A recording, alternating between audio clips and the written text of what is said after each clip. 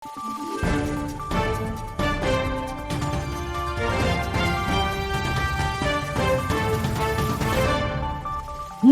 araw, Pilipinas! Ito ang Valiente News hatid sa inyo ng Office of the Vice President.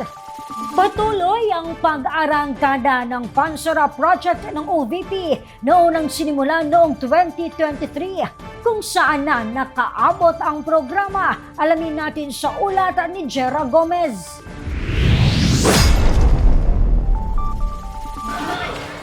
Patuloy ang pag-arangkada ng Pansara Project ng tanggapan ng pangalawang Pangulo.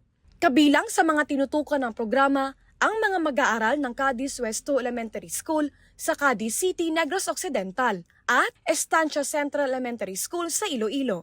3 ibang paaralan pa sa Visayas ang naging bahagi ng programa.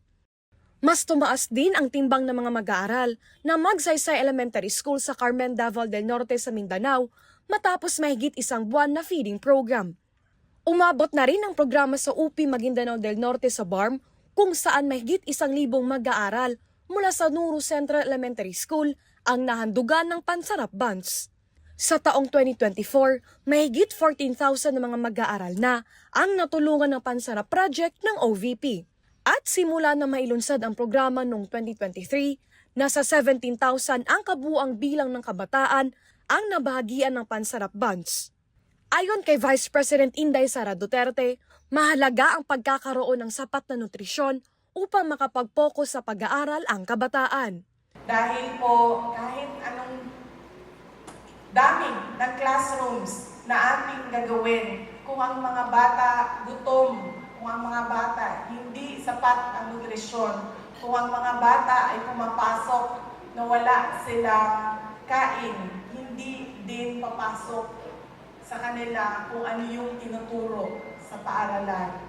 Napakahalaga po ng brain development ng mga bata. Nakakatulong po na sila ay merong sapat na nutrisyon para sa kanilang pag-aaral.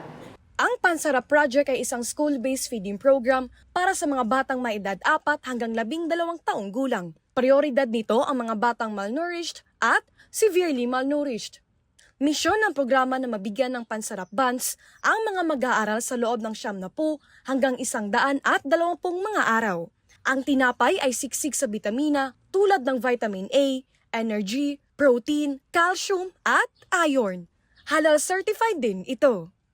Ako po si Jera Gomez at ito ang Valiente News Year-End Report. Ang lahat para sa Diyos, bayan at pamilyang Pilipino. Valiente News. 5 Pilipinong mag-aaral naging bahagi ng You Can Be VP program ng OVP. Ang kanilang kwento, saksihan na sa susunod na episode. Ako si Claudette Loreto para sa makabuluhan, naninindigan at matapang na mga ulat at impormasyon. Maraming salamat!